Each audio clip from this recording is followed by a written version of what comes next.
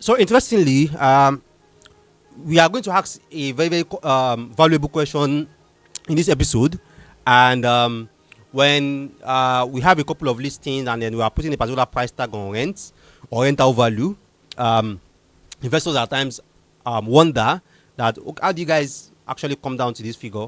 Like, how do you guys determine the rent, the rental value, the rental amount of a property? So in this video, we'll be talking about what determines the cost of rent, what determines rent, and if we're also going to increase rent, what also determines this, what are the indications or the indicators that we look at, and if rent is also going to come down, definitely also what are the indicators. All right, so in case you are coming across a video like this for the first time, this is meet the Papa Guy Property channel, and this was because everything real estate. With, our channel is for investors, realtors, developers, real estate enthusiasts, researchers, and everyone that is curious about the real estate industry and real estate market in Africa, in Nigeria, in Lagos specifically. This is your go-to channel, and we have very interesting topics that we have done here about shortlets, interesting topic about land documents, land titles, CFO, and the likes.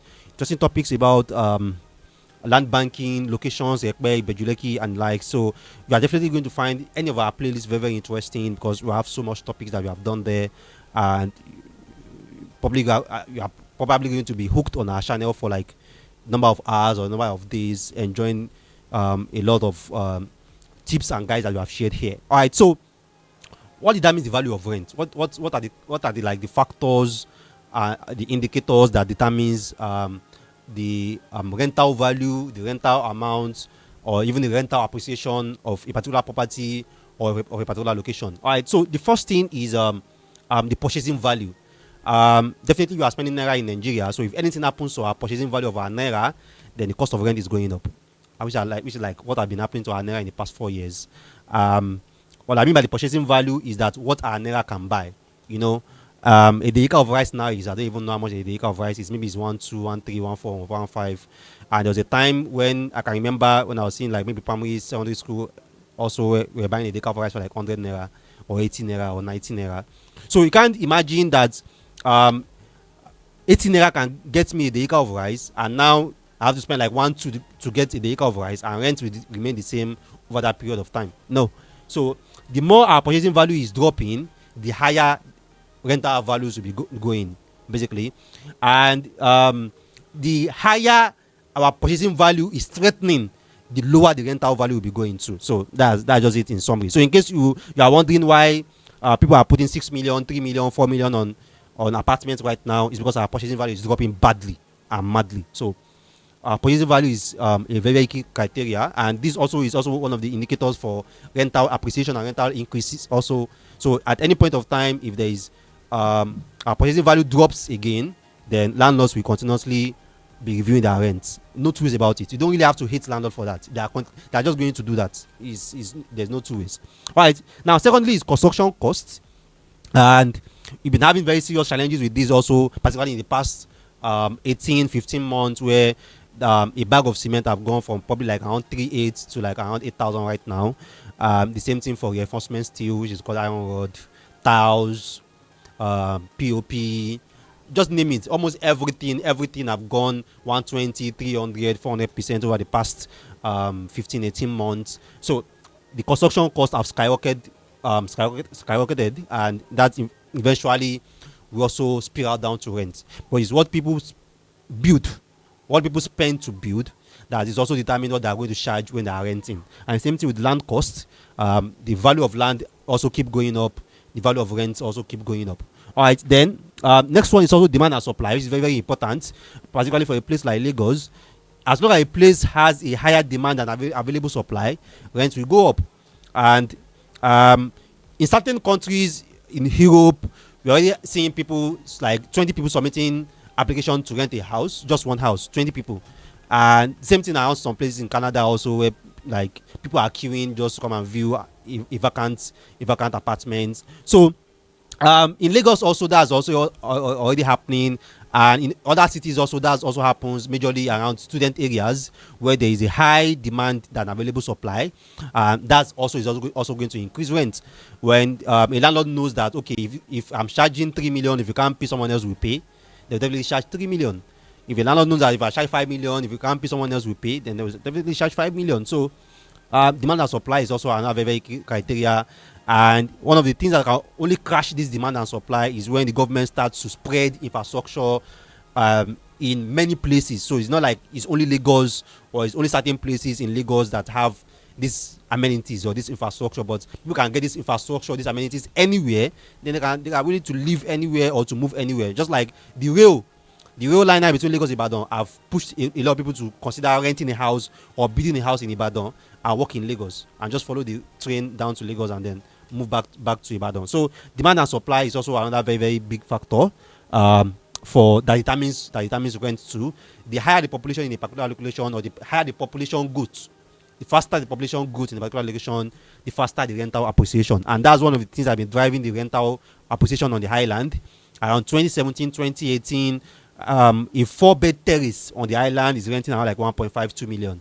That same terrace now is renting around like 4.55 million, which is like very huge, you know.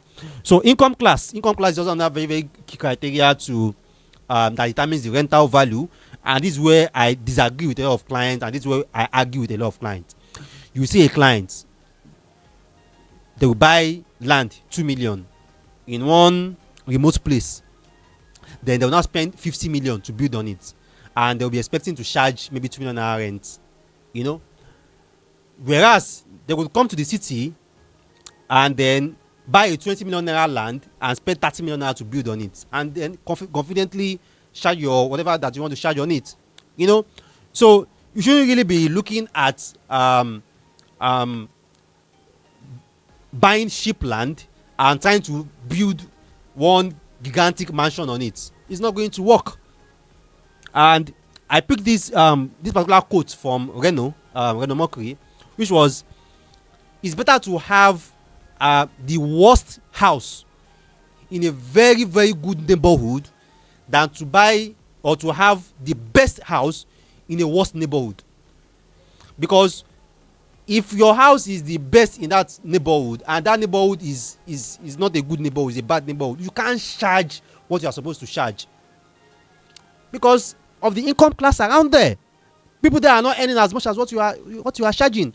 But if your house is the worst house and the neighborhood is fantastic, then you can charge very high because people there, they earn very well and they don't care. They don't care if they have to change your entire ceiling and put POP there for themselves. They don't care if they have to remove your entire tiles and then they do tiles there themselves. They don't care if they have to change your entire cabinet. They do their own cabinet themselves. They don't care if they have to repaint your entire house just for that house to meet up to their own standard. Because they want that house in that particular location. That's where their job is. That's where their kids' schools is located. That's where the opportunities they are looking for is located. So they have to be there. So they don't care how bad your house is. They just want to be there. So income class. So you need to study the income class in a particular location before you build to rent there, so that you are not building above what people are earning there. If you build above what people are earning there, your house will be there empty. Nobody will pay. Or if luckily you see someone to pay, they are going to default. When they want to renew, they will not be able to renew. So you now start trying to chase out a tenant that are there 2 years, you have not collected any amount, 3 years, 4 years, you have not collected any amount. It's because the income class that you have in that location is struggling to pay your rent. As simple as that. So all these are very, very vital things that you have to study when you want to build to rent for rental income, when you want to invest for rental income, when you want to invest for cash flow opportunities, you want to look at the purchasing value, the construction cost, the land cost, demand and supply in that location. Is that location oversupplied? Is that location undersupplied? And then the income class. What are the income class in that location? Like what do they do? How much do they earn? What's their like monthly remuneration like? What's their like annual remuneration like? And if I charge this particular figure, how conveniently can they afford it without default every year, year in, year out, so that I'm not going to be chasing tenant every year? So these are the different factors that determines rent, basically. So don't come to blame we realtors or we agents when you charge a particular figure, because it's not on us. These are the things that determine those figures, those values. So if you are a tenant, you are paying rent, um, definitely have a lot of bad news for you, and that's why you want to try as much as possible that you move from paying rent to collecting rent. Now, what a lot of people do is that they move from paying rent to not paying rent, which is not really ideal. You want to move from paying rent to collecting rent. There's a difference between the two. So paying rent, I'm paying 2 million naira per annum for my rent, and then I go on and build, and I'm renting out, and I'm maybe making 800k or 1 million naira per annum for my rent. So that's me paying rent to collecting rent. But paying rent, I'm paying 2 million, and then I went to go and build a house, and then I move my entire family there, and I'm living in my own house. That's me paying rent to not paying rent. So your objective is you want to move from paying rent to collecting rent. You don't want to be a landlord because you want to stop paying rent. You want to be a landlord because you also want to be collecting rent. So you have been paying rent for 15 years, 20 years, whatever years. You also want to be collecting too. Okay? All right. So that's it. Basically, purchasing value, construction cost, land cost, demand and supply, income class, and the different factors that you need to look at also when you want to invest in real estate for cash flow. And you have me here, the property guy is here. So you can always talk to us. So this is what I'm trying to do. This is what I'm trying to build. Does it make sense? Does it fit? This location, is it profitable for it? And I'm definitely going to assist you with that. All right. So if you have been watching our videos, been learning from our videos, kindly do subscribe. It's very, very important for you to subscribe. This is your 10th video, your 100th video, your 5th video. You are watching us from your tab, from your laptop, from your TV, from your mobile phone. Do subscribe. I'm going to appreciate it. All right. So if you have subscribed, also turn on the notification button as we show it on the screen. Turn on the notification button so that you get notified that you are dropping this content, and share our content and give us a thumb like, drop your comments.